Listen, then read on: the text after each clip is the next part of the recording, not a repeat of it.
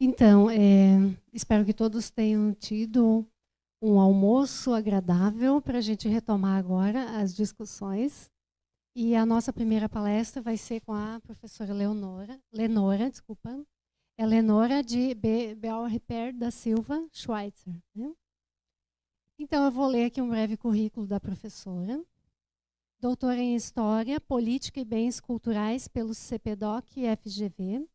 Possui mestrado em Bens Culturais e Projetos Sociais pelo CPDOC, mestrado em Justiça Administrativa na área de Ciência da Informação pela UF, especialização em Políticas de Informação e Organização do Conhecimento pela UFRJ, em convênio com o Arquivo Nacional, graduação em Direito, Arquivologia e Biblioteconomia, todas pela Universidade Federal Fluminense. Atualmente é professora substituta na Universidade Federal Fluminense, na área de Organização de Arquivos da Informação. Aposentada do TRF da 2ª Região, onde ocupou diversos cargos de direção e assessoramento. Nos últimos 10 anos, foi diretora da área de documentação do TRF2, além de ter exercido os cargos de diretora executiva do CCJF no período de 2000 a 2005. Analista da vice-presidência de 2005 a 2007 e assessora executiva da Escola da Magistratura Federal da 2ª Região, de 2007 a 2009. Foi ainda diretora da Secretaria da 2ª Vara Federal de Niterói, assessora de juiz e chefe de gabinete no TRF2. Tem experiência na área de direito, com ênfase em gestão pública, gestão de documentos físicos e digitais, memória institucional e gestão organizacional. Bem, professora, por favor, venha aqui proferir para nós agora essa palestra, Espaços de Memória do Judiciário e sua relação com a sociedade. Obrigada, Sandra. Agradeço a presença de todos, soube que também está sendo filmada, então sejam todos bem-vindos. É um grande prazer poder falar com os meus colegas de um tema que é muito caro. Vou começar, eu tenho um roteiro, para que vocês se situem. Eu vou começar falando sobre meu relacionamento. A Sandra listou o meu currículo, né? E eu vou contar onde tudo está interligado e como eu cheguei aqui, para que vocês entendam como que judiciário, memória e academia elas estão vinculadas. Vou falar sobre os lugares de memória, o judiciário, falar sobre memória como política pública, patrimônio institucional, sem entrar nos detalhes técnicos e tudo mais, e fazer algumas conclusões e considerações. É uma preocupação que eu tenho, eu me sinto muito honrada com esse convite, porque iniciativas assim, como o do TRE da Santa Catarina, elas precisam ser fortalecidas, não só por conta da instituição, mas por conta da própria sociedade. É uma visão que poucas pessoas têm e quando nós estamos envolvidos por dentro, a gente começa a vivenciar isso, a gente começa a perceber a importância. Então, é preciso transmitir para os demais que estão, inclusive, nas suas varas, que não sabem o que estão fazendo exatamente, para saber que o que está sendo feito aqui está reforçando o trabalho de cada um de nós que trabalhamos dentro de uma área específica, de um órgão de poder, como é o judiciário. Então, eu vou começar contando. Eu sou do concurso de 1987, entrei primeiro para a Justiça do Trabalho, depois eu fiz outro concurso, passei para a Justiça Federal, e estou na Justiça Federal desde 1987. Então, lá eu comecei atuando dentro de vara especificamente. Eu era uma daquelas pessoas que processava o cartório, que trabalhava efetivamente, que atendia público, que peticionava. Virei diretora de secretaria de uma vara. E quando foi criado o Tribunal Regional Federal, eu era muito jovem na época, mas quando foi criado o Tribunal Regional Federal, a gente vivenciava uma situação que não tinha, como tem hoje, servidores com 1, 2 graduações e especializações. Eram pessoas que vinham aproveitadas de outros órgãos, que não tinham qualificação técnica. Então, eu, como uma servidora concursada, recém-formada, alcei logo um cargo de um CJ3. Então, 23 anos, eu já era um CJ3. Hoje, uma realidade que não se pode mais esperar, né? Não é mais possível imaginar uma questão dessa. E o que acontece? Eu fiquei como assessora de juiz durante bastante tempo. E enquanto eu estava trabalhando nesse mistério, em que é o fazer do dia a dia, que a gente chama, não sei se vocês falam aqui, mas lá a gente diz que é o de enxugar gelo, né? A sensação de que você está produzindo e que não adianta nada. Eu vivenciei uma situação bem particular, que é o CCJF. Esse prédio aqui, eu me apaixonei por um prédio. Eu fiquei apaixonada por um prédio. Eu trabalhava mais ou menos aqui.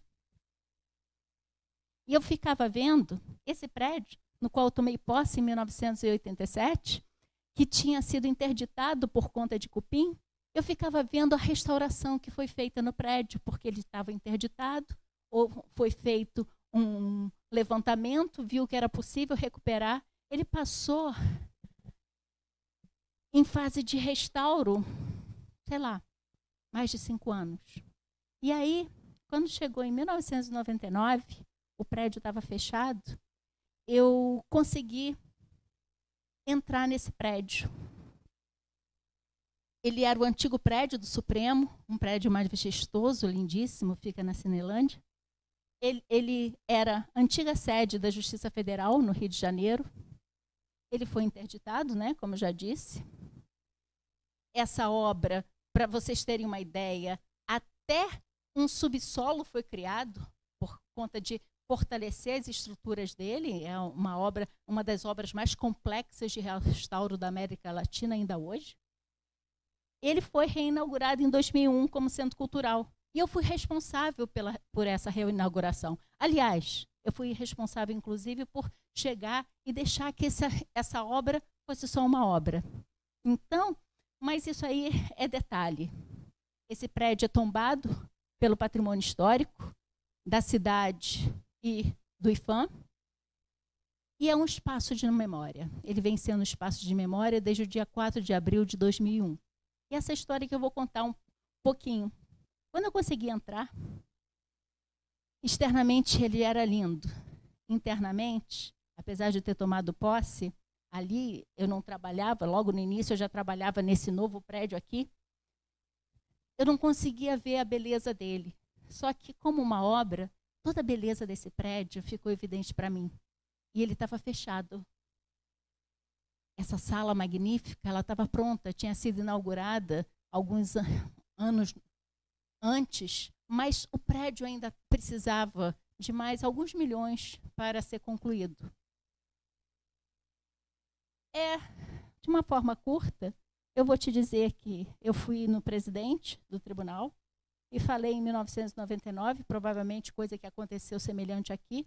A gente estava vivenciando um momento de 500 anos do Brasil, de um grande flerte com a memória, com valorização dos locais de memória. Assim como foi vivenciado na década de 70 pela França, era o nosso momento, essa prévia do ano 2000, esses 500 anos. Aí eu cheguei no presidente, na cara e na coragem, fui lá falar com ele a respeito desse prédio, que estava vazio, e a respeito dos processos que estavam em depósito, misturado com um monte de objetos inservíveis, objetos penhorados, pessoas inservíveis, e que eram efetivamente a memória da instituição. Então, esse é o momento que eu deixo de ser uma técnica do judiciário que atua assessorando o juiz e passa para o outro lado, passa para a área da memória. Essa é a minha virada da história. De lá para cá, muita coisa aconteceu, né? Eu vivenciei outras experiências e no ano de 2009 eu assumi a área de documentação, ainda preocupada com os meus processos históricos. Porque durante essa época, apesar da gente ter criado algumas políticas, alguns projetos, em 2002 nós já temos normas para criação de centro de memória, para preservação da documentação, nós fizemos restauração, não existia nada sistematizado. Então, em 2009, eu fui para a área de documentação e aconteceu mais uma coisa interessante, arquivistas. Eu fui como membro da Justiça Federal para uma reunião em Brasília do Comitê de Gestão Documental. E, salvo algumas poucas pessoas, a minha diferença básica é que eu sabia que eu não sabia o que a gente estava fazendo lá. Nós estávamos estabelecendo critério de temporalidade, nós estávamos estabelecendo valor de documentos, e documentos assemelhados estavam sendo tratados de forma diferente, por conta de empirismo, por conta do fazer, por conta de uma pessoa que falasse assim, mas teve uma situação ali que aconteceu depois de 20 anos, uma pessoa pediu. Aí resolvem colocar uma outra temporalidade, que não é o valor legal.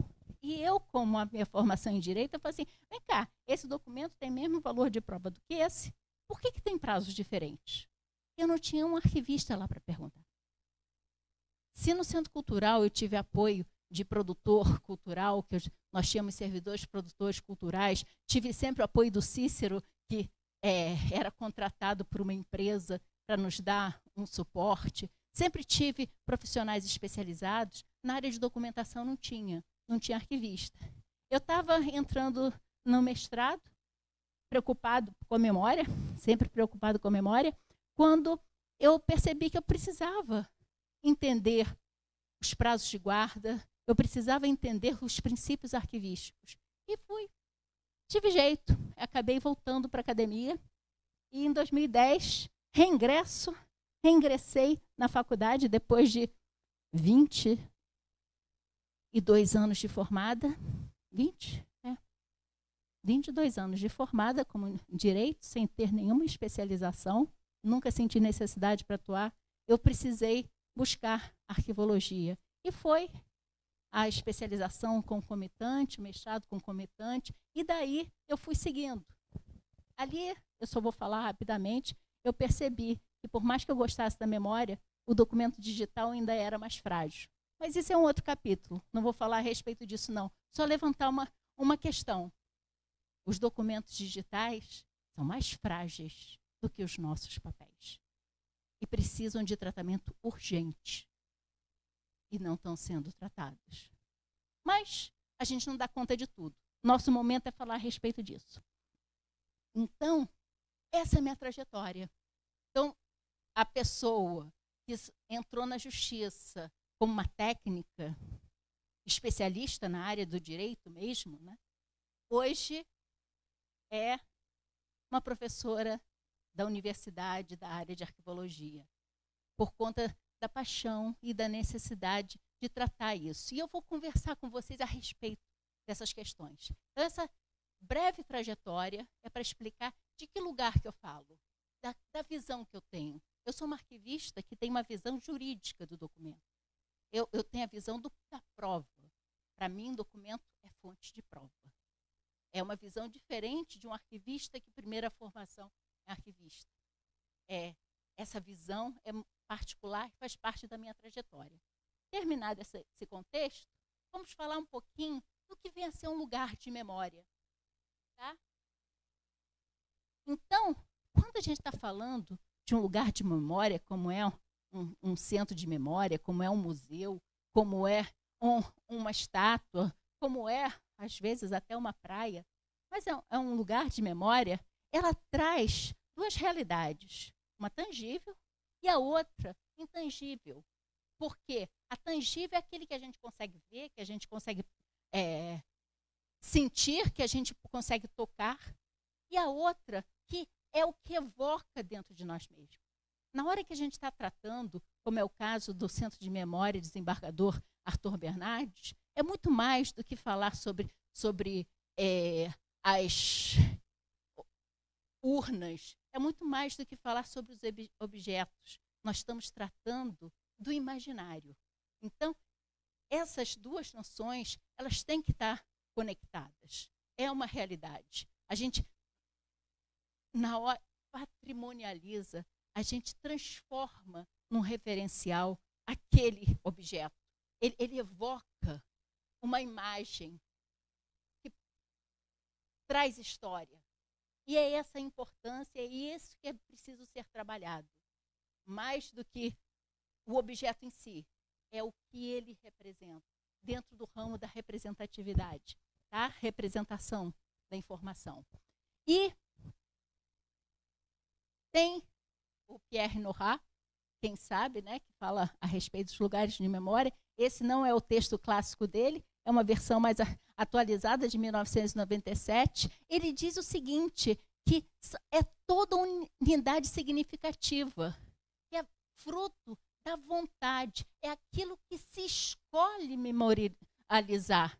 É o elemento que vem trazer uma representatividade para a sociedade. É isso que nós estamos trazendo.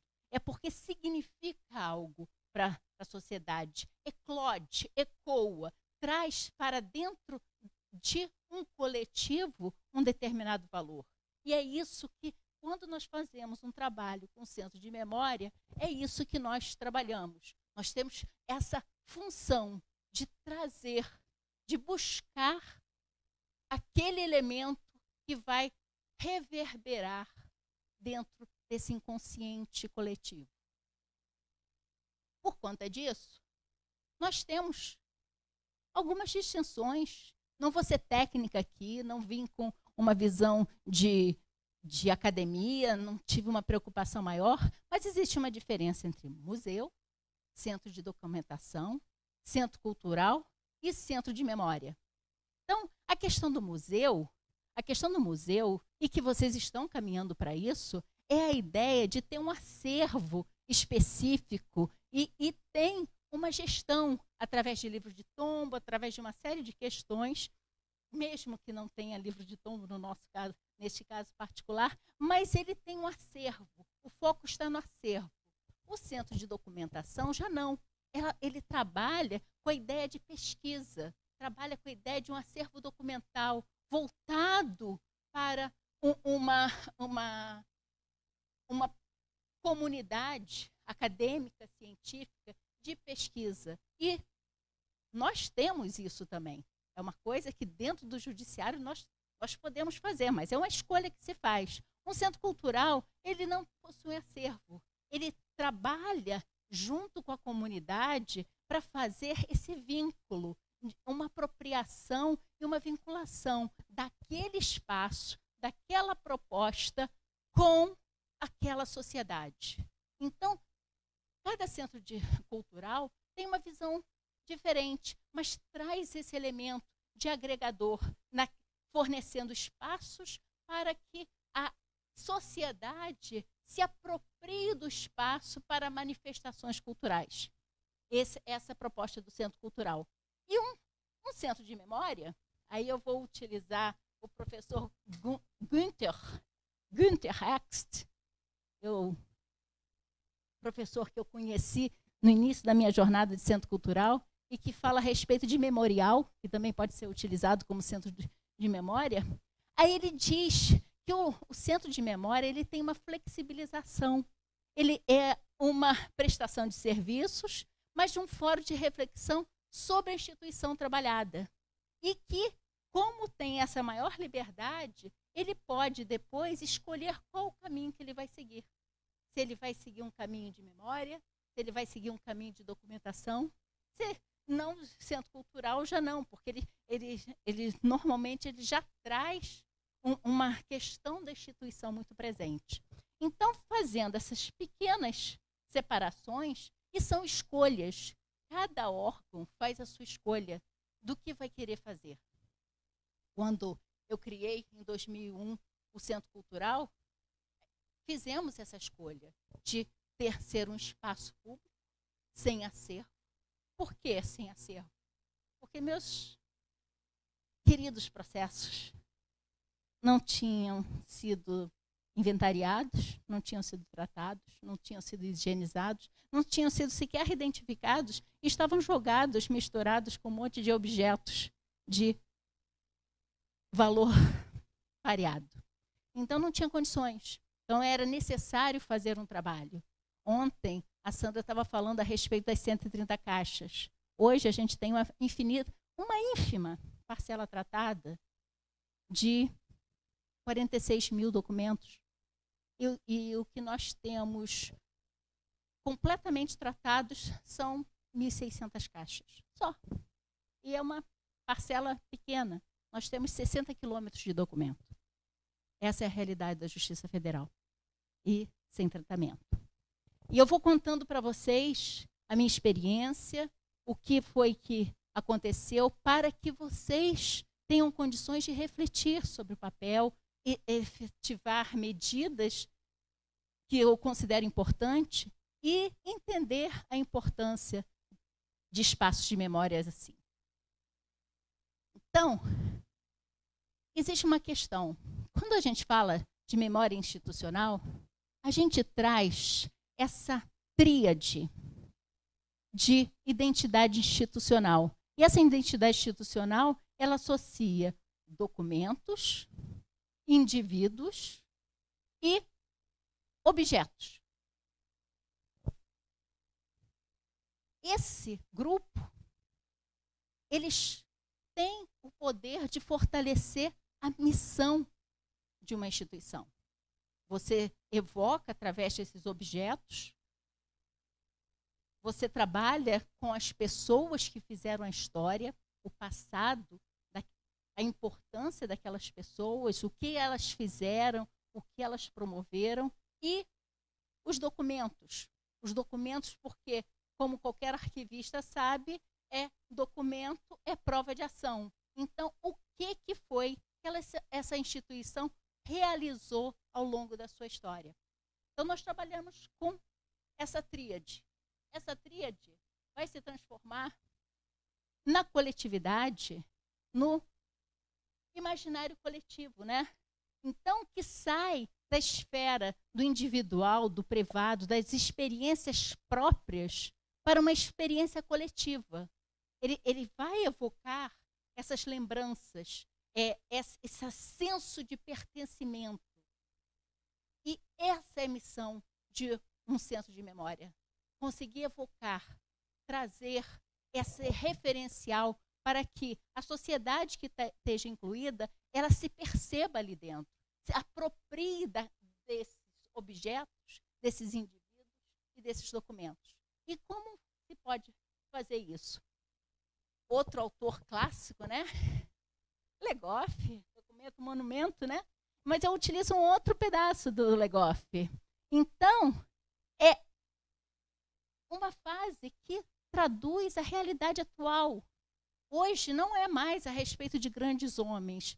Nós trabalhamos também dentro de todos os homens. E é nessa questão de trabalhar a questão não só das personalidades, mas do indivíduo, é que propicia essa acumulação e essa apropriação desse valor da própria instituição.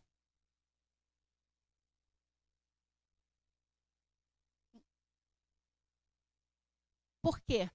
Hoje, nós, como sociedade, nós nos alimentamos desse imaginário. Nós buscamos uma identidade, um pertencimento, uma sensação de familiaridade. No momento em que somos cada vez mais indivíduos e números, nós temos essa necessidade de nos conectar. Então, um ambiente como um centro de memória institucional, ele pode, por evocar uma questão que é coletiva, trazer para a sociedade essa noção de pertencimento, que, afinal de contas, querendo ou não querendo, é um exercício de cidadania e também uma obrigação. Então, uma experiência que todos nós passamos, boas ou ruins, todos nós passamos. E é essa noção que é o mote, na minha visão, para aproximar a sociedade. É a vivência. Foi bom, não foi bom? Ontem nós vimos aqui um vídeo sobre o plebiscito e que as pessoas se engajaram, as pessoas foram treinadas. Garanto que se voltar lá, passados tantos anos, e perguntar se lembra, vai ter histórias, as pessoas vão contar como que foi a experiência delas, o que depois de já estar naturalizado o processo de eleição eletrônica, eles vão chegar e falar, poxa, naquela época eu disse que estava bom, mas eu estava preocupado, que estava isso. Então, eles ressignificam aquela experiência, porque faz parte da sua própria vida. É isso que é um desafio de um centro de memória. A gente chegar e alimentar esse imaginário, se apropriar e encontrar uma identidade. Em relação à memória do judiciário, especificamente, isso, nós também vamos trabalhar nessa tríade que eu considero muito importante. Nós vamos trabalhar com os objetos, nós vamos trabalhar com pessoas e nós vamos trabalhar com as decisões. No caso, os documentos são as decisões que impactam individual e coletivamente na nossa sociedade. E que, uma vez, o desembargador com quem eu trabalhava como assessora, e eu era uma garota na época, ele falou assim: Lenora, nós vivemos do passado. É uma grande verdade. O eleitoral não, está muito focado no tempo presente, especificamente, porque está tratando de questões de eleições que estão acontecendo naquele momento. Mas nós não estamos com um foco no futuro, como é a área de educação, principalmente a educação de base. Nós estamos sempre decidindo sobre questões, normalmente, que já aconteceram e que vão parar na justiça, porque precisam de uma solução. Então, no caso da memória do judiciário, a gente trabalha com objetos. Trouxe aqui o prédio que eu falo do Centro Cultural, é um prédio de 3 andares, é só a sala de sessões. Então, essa solenidade, esse mobiliário, as cadeiras, todo esse aparato, até mesmo essa divisão aqui do chão, que demarca a concepção original de uma divisão entre quem era magistrado, quem era advogado e quem era plateia. Você dividia com cerquinha. Então, tudo isso evoca o imaginário a respeito, inclusive, de distinção de classes, nesse caso específico. Então, os objetos, eles devem ser tratados dessa maneira. São muito mais do que móveis de jacarandá, que foram concebidos na década de 30 para recolocar, trocar os móveis originais que já vinham desde o início do século. Eles trazem todo o impacto de decisões do Supremo Tribunal Federal. Então, esses objetos, eles evocam essa ideia. Quando você entra numa sala como essa, que é uma sala imponente, é uma sala bem maior do que essa, você fica impactado. Você não sabe por quê, mas tem toda a questão da reverência, da solenidade, da formalidade, que você sente o poder ali. Afinal de contas, era a antiga sede do Supremo Tribunal Federal, que impacta as pessoas. As pessoas vivenciam. O ex-ministro Evandro Lins e Silva chegou a escrever Salão dos Passos Perdidos. Essa sala, que faz parte da nossa história. Então, quando você começa a associar a história a esses objetos, você traz para as pessoas esse senso de pertencimento, esse senso de identidade, esse senso de compreensão de coisas que você nem sabia que eram questões para você. Aí, quando você associa pessoas, aqui eu resolvi trazer uma foto do mobiliário antigo, e com o Rui Barbosa aqui defendendo, no final do século XIX, início do século XX, ele está efetuando uma defesa perante o Supremo. A gente evoca a figura do jurista, a figura de uma pessoa defensora de direitos. Não estou falando aqui do ministro das Finanças, não. Estou falando do jurista, do jurista que impetrou uma série de mandados de segurança na época da Revolta das Armadas. Alguns deles eu tive acesso, tenho em mãos, faz parte do nosso acervo, de documentos que ficaram esquecidos do Supremo.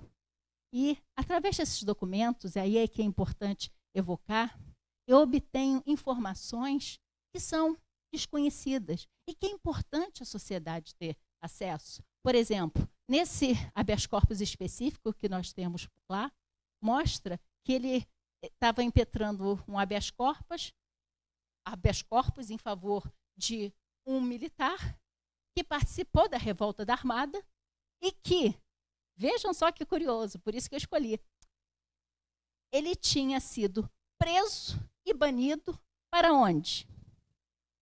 Para a Ilha do Desterro, que era o local que se bania durante a revolta da Armada. Inclusive, apesar de se dizer que é homenagem a Floriano, eu questiono se é porque a quantidade de banimentos que tinha aqui era a cidade dos banidos. Não sei se vocês sabem disso. Os banidos pela revolta da Armada vinham e eram desterrados, porque iam para ali Ilha do Desterro. Estou dizendo isso segundo especulações minhas, não fiz pesquisa histórica. Mas esse elemento eu tenho. E detalhe, o próprio Rui Barbosa, ele vai para o exílio depois de tantas decisões que tem. Inclusive, o próprio Floriano ameaça os ministros do Supremo nesse processo, dizendo que se eles não quiserem, eles também serem banidos. Então, isso representa o nosso coletivo, o fruto de uma época. Se nós deixamos esses documentos ao esquecimento, nós não vamos ter um senso daquilo que nós somos fruto dessas decisões, nós somos frutos dessas questões, nós somos frutos de movimentos em que a força instituída fazia com que um jurista abandonasse, exilasse. Aí tenha ele subestabelecendo para outro advogado, que, claro, não dá continuidade ao habeas corpus, então fica lá sem decisão. Então essa falta de decisão se transforma numa questão que é muito esclarecedora. E a quantidade de decisões que nós temos dentro da Justiça Federal que nunca foram decididas mostram o que era o papel dessa instituição. Acho que vocês não têm condições de avaliar, porque a gente trabalha no tempo presente. A gente não pensa, não reflete no passado. Mas a figura da justiça você tem, normalmente, duas partes em conflito e tem o magistrado que reflete a visão da sociedade naquele momento. O que ele considera relevante é reflexo dessa sociedade. Isso aí nós não conseguimos localizar em nenhum outro documento histórico. Está apenas nos processos. Nós temos três visões: das partes antagônicas e daquele que representa a sociedade. Vou dizer uma coisa para vocês bem interessante. Existe um outro processo que eu localizei nessa época que eu era apaixonada pelos processos, não tinha nenhum tratamento, que era a respeito de um pedido de indenização de um dono de uma editora que tinha sido, seu local de trabalho tinha sido invadido pela polícia e várias coisas tinham sido quebradas porque estavam procurando panfletos revolucionários. Aí entrou com uma ação pedindo indenização. Sabe o que o juiz decidiu na época? Que a culpa era dos revoltosos. A polícia estava no seu dever de procurar os panfletos. Então, se houve indenização, responsabilidade civil objetiva, não existia na época.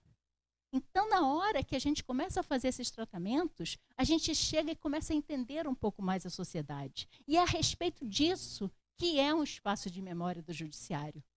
É para evocar heróis, sim, mas também para aproximar a sociedade e dizer, gente, a gente não está ideal, mas quanto que a gente já evoluiu, né? Já não estamos mais nessa questão de uma soberania tão grande e um descompasso tão grande entre pessoas, ou no caso da Justiça Federal, entre governo e o jurisdicionado.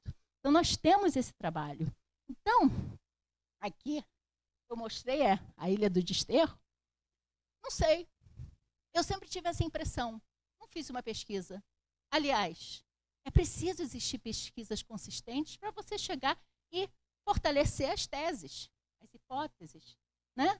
Mas a minha hipótese que a Ilha do Desterro passou a se chamar Florianópolis por conta dos banimentos. Eu precisaria fazer um trabalho historiográfico para verificar se de fato aconteceu isso. Se era pela quantidade de militares da Revolta da Armada que foram banidos para a Ilha do Desterro. Eu posso dizer que nos processos que estão conosco, eles eram banidos para cá. Então, dessa época, não sei dizer. Mas eu estou só levantando uma hipótese. E do quanto uma documentação pode ser relevante até para mudar uma noção coletiva. Uma visão de identidade. Então, esses documentos propiciam. Em relação ao eleitoral, é muito comum as pessoas associarem. Eu peguei algumas imagens que evocam a ideia de eleições, pelo menos as minhas ideias, né? Que é a cabina, que é o mais icônico para mim, a ideia da privacidade, né? As filas, o título de eleitor, que hoje já está no digital, eu já tenho o meu eleitor digital, mas que durante muitos anos foi esse papel, e a urna. Então, são as imagens que eu tenho. Se eu perguntar para minha mãe, ela vai dizer que o título que ela tem é de uma outra vertente, é diferente, vai evocar para ela uma outra questão.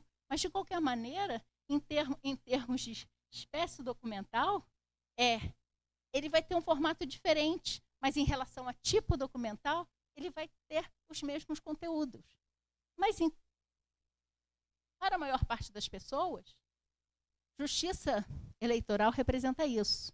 Mas se eu fosse estudar a justiça eleitoral perante, ou melhor, eleições perante o meu acervo da Justiça Federal, eu ia ter essa ideia.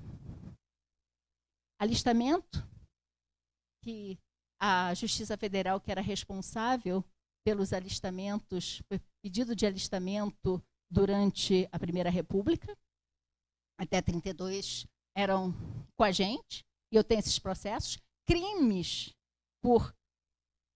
de falsidade, por conta de alistamento, ou falsidade ideológica, ou falsidade documental, nós temos vários processos a respeito disso. Nós temos questões de retenção de títulos, várias retenções de títulos, temos crimes eleitorais variados, falsificação de documentos, já falei, roubo de urna. Nossa, como tem caso de roubo de urna na Primeira República, minha gente. Como tem caso de roubo de urna. Roubava-se urna à torta e à direita. Fraude eleitoral, muita fraude eleitoral.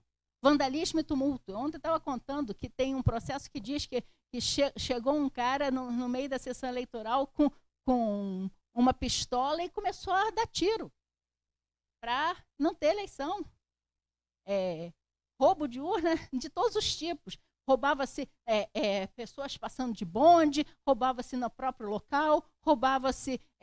tem um caso que eu falei de um capoeirista perigoso que roubou as urnas da Biblioteca Nacional. Tem várias questões. E aí, essa imagem se muda. Então, você tem uma outra percepção. E aí, quando a gente vai falar a respeito de lisura, se a gente começa a comparar assim, olha só o que já fomos, onde que nós já chegamos, dá uma sensação um pouco mais de completude, um pouco mais de que, ainda não estamos perfeitos, mas já foi muito diferente. Já houve questões muito maiores. E esse é um papel que deve ser feito para aqueles que se propõem a trabalhar com a memória, trabalhar com todas essas vertentes e aproximar a sociedade de uma forma geral. Aqui eu peguei um só, esse processo crime da segunda vara do Distrito Federal, era seccional na época, 3 réus, crime eleitoral da seção eleitoral de Inhaúma na eleição de 1º de março de 1930, uma eleição conturbadíssima. tumulto e assalto na sessão, levando-se urna eleitoral e o livro eleitoral. Mas, olha, a quantidade de votos ficou lá no papel. Agora, a urna foi roubada. Então, na hora que eu começo a pesquisar, eu achei na Biblioteca Nacional, eu achei que o Odin Fábricas de Góes era um escrivão de polícia da segunda entrância. E olha, o que eu achei também, no Correio Paulistano, no dia 8 de março de 1930, está dizendo que o chefe de polícia do Rio comunica que uma notícia veiculada no jornal do Rio de Janeiro era inverídica, dizendo que ele tinha ido para a casa do Odin Fábrica de Góes no dia seguinte da eleição. Só isso, como uma pesquisadora que eu sou, já diz assim, tem coisa aí. No final das contas, esse processo não foi julgado, gente. Nunca houve julgamento. Essas questões são relevantes.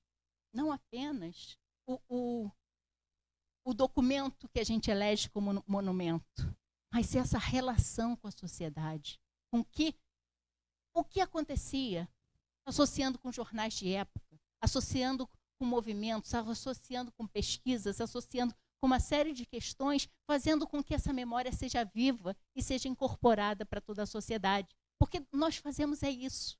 No dia a dia, quando a gente para pensar, quando a gente trabalha na justiça, nós fazemos justiça todo dia. É isso que nós fazemos. Justiça todo dia. Não é protocolar, não é julgar, é justiça todo dia. E é isso que tem que ficar enraizado. Podemos não fazer exatamente como as pessoas acreditam que seja, mas nós estamos trabalhando, efetuando justiça todo dia. Então, passada essa questão, eu nem sei quanto tempo, não estou anotando o tempo que eu tenho, mas ainda tem alguns minutos com certeza.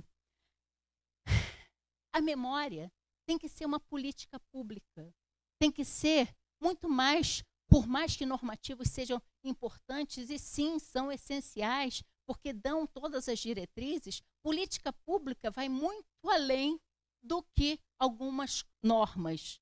Ela precisa de ter um endosso, ela precisa que exista essa vinculação com as diretrizes, tem que ter as metas. Quem está promovendo precisa ter isso bem claro. E sofre alterações ao longo do tempo. É natural sofrer alterações. Não é algo rígido, imutável. Você pode mudar um pouco dentro dessa visão de política, qual vai ser a finalidade que vai ser atingida. Mas o que não deve ser feito, e a gente tem que trabalhar para que isso não ocorra, é a interrupção dessas políticas. Então, aí está a biblioteca do Centro Cultural. O Centro Cultural é todo majestoso, ele é magnífico. Nós temos aí boa parte da Primeira República tratada, com caixas acondicionadas, tudo cuidado, visando o acesso à sociedade. Foi criado um programa de acesso, políticas de acesso, regras, normas, diretrizes, para chegar uma nova gestão fazer isso. Isso é falta de política. E tinha muito normativo. Não foi falta de normativo. Essa é que é a questão. Quando nós trabalhamos, quando não existe uma visão efetiva de cúpula, quando não se tem uma compreensão dessa importância, quando não se tem um endosso da própria instituição na qual os próprios colegas falam assim, fica gastando dinheiro para um lugarzinho ali que ninguém vai olhar.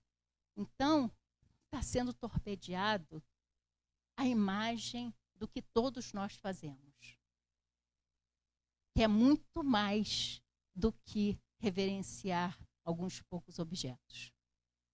A gente está afastando o acesso a memória e a conscientização da nossa sociedade. Nós estamos prestando um desserviço quando a gente critica, nós, colegas mesmos, criticamos o que é gasto, a energia, os funcionários, que se coloca para uma necessidade que não é o fim da administração. Sim, é fim da administração. A memória, sem essa conscientização, a gente não fortalece a credibilidade, seja da instituição. A gente não atua com dedicação, empenho, envolvimento. A gente não trabalha com inovação. A gente não trabalha com transparência. É preciso que isso seja percebido. Eu estou vindo trazer uma experiência de muita alegria, de muita satisfação, mas também de muita tristeza. Porque falta essa consciência. E não é só da cúpula. São da instituição como um todo, que não percebe que o que se faz em relação à memória está valorizando o trabalho de todos. Então, como evitar isso? Uma das medidas é associar no planejamento estratégico, vai ter o próximo planejamento estratégico de 2020 a 2025, já não estava mais nativa quando foi tratado, associar, engajar as atividades da memória institucional dentro do programa de planejamento estratégico do Judiciário, dentro do programa de acesso, dentro do programa de... Seja lá quais forem as diretrizes, engajar, comprometer e fazer com que ele seja cumprido e comemorar, deixar visível todas essas atividades que estejam vinculadas. Nós temos essa ferramenta. Então, muito mais importante do que ter a missão, a visão e os valores do próprio espaço de memória é engajar essa noção dentro do planejamento estratégico do órgão. Isso já é uma medida, porque faz com que seja uma atividade estratégica, mensurável, que pode chegar e favorecer, inclusive, a avaliação da instituição num tempo futuro. Conscientizando os colegas, prestigiando, trabalhando com história oral, trazendo as pessoas para que elas falem sobre suas próprias experiências, como vocês me trouxeram aqui, sobre o que foi feito. Ontem nós ouvimos depoimentos ali magníficos de pessoas que rememoravam. Então, trabalhar de uma forma sistemática quanto a isso. Mas é preciso ter recursos, é preciso ter pessoas, é preciso ter um planejamento. Seguindo um planejamento, isso é possível e é viável. Em suma, gente, na conclusão, memória institucional, só em memória institucional se estabelece esse elo entre o órgão e a sociedade. Senão, não é. A gente não está trabalhando com memória institucional. Nós temos que ter políticas públicas consistentes. Ter normas, sim, mas ter políticas e ter projetos de longo prazo. E a gente pode trabalhar com promoção do patrimônio, utilizando a estratégia, planejamento estratégico, para credibilidade do órgão, colocar isso como métrica e colocar como questões de transparência, as visitações e uma série de outras questões que podem ser feitas. Bem, gente, eu agradeço. Vou deixar agora um espaço para que vocês possam fazer algum tipo de perguntas, que vocês façam os seus depoimentos, se quiserem. Estamos aqui num local entre colegas, né, diversamente de ontem, que a gente estava falando com magistrados, e eu realmente carrego em mim essa questão do reverencial de uma corte, né, que não me deixa muito à vontade, mas aqui nós estamos entre colegas. E agradeço a atenção de todos e parabenizo, porque a gente vê como está sendo feito um trabalho sistemático, uma busca de uma profissionalização, né, que o tema é esse, se tornar profissional e se tornar consistente. Vocês estão realmente de parabéns, é uma honra estar aqui. Muito obrigada.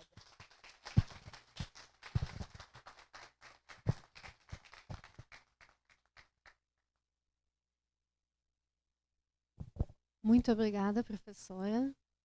Foi muito bom conhecer um pouco da sua experiência, aproveitar essa experiência que nós ainda não temos. Então, uma satisfação tê-la aqui e, de coração, obrigada.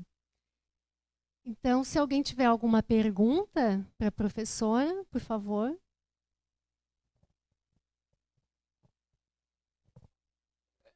Colegas, trabalhando na Justiça Federal também. A senhora, parabéns, né? A senhora tem um dos maiores centros, encabeçou a criação dos maiores centros de...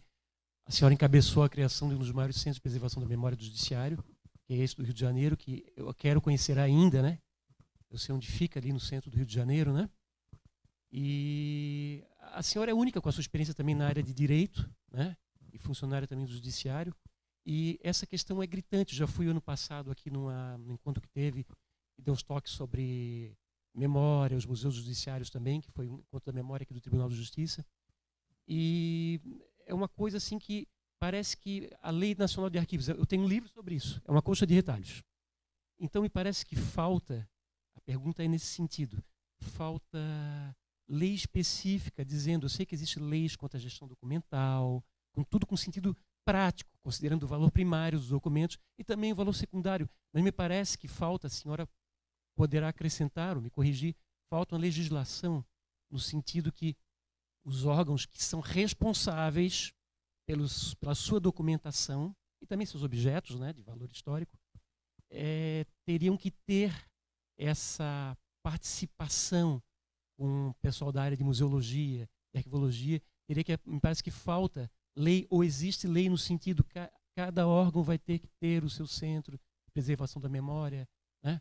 Será que existe lei nesse sentido específico? Porque lei existe.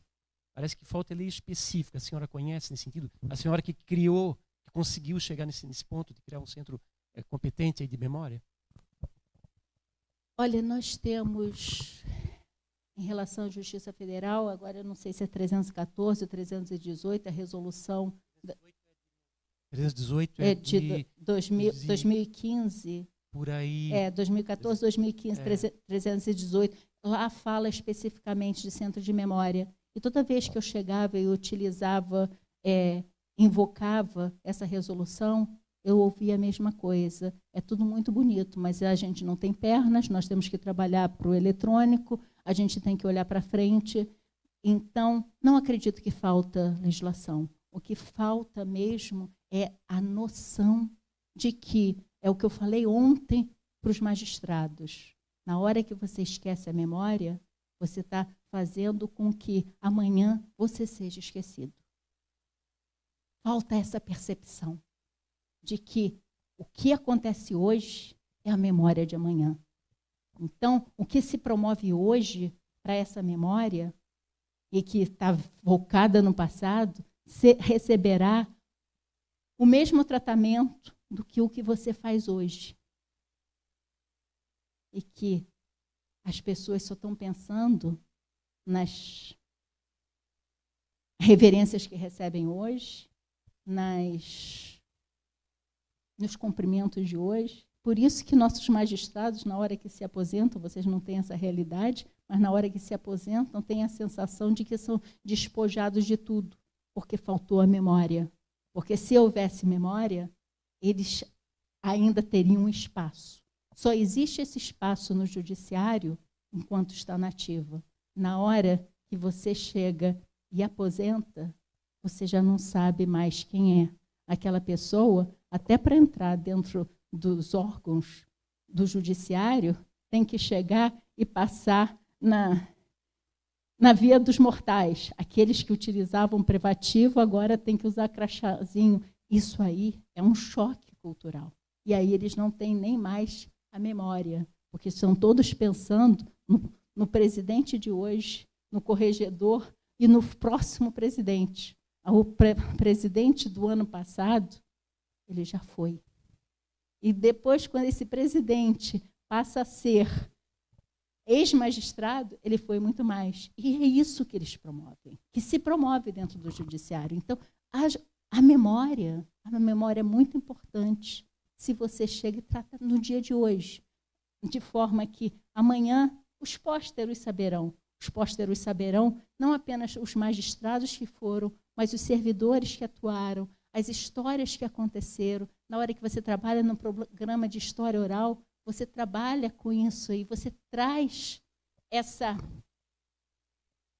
memória para o presente. É isso que falta.